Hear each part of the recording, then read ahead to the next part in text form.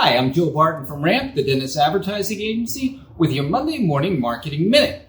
Today, I want to talk about newspaper advertising and Whitespace. The vast majority of newspapers try to sell quarter-page ads, half-page ads, and full-page ads because it's a lot easier to lay out. You have 4 quarter pages, 2 halves, and 1 ad.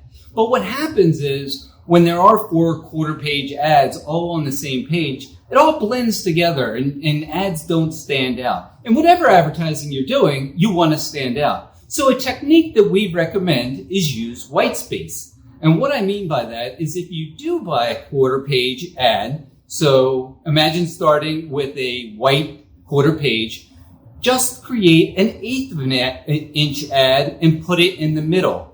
Almost makes the Whitespace a frame around it. So when anybody does get to that page, your ad sticks out against the other 3 full-size quarter-page ads.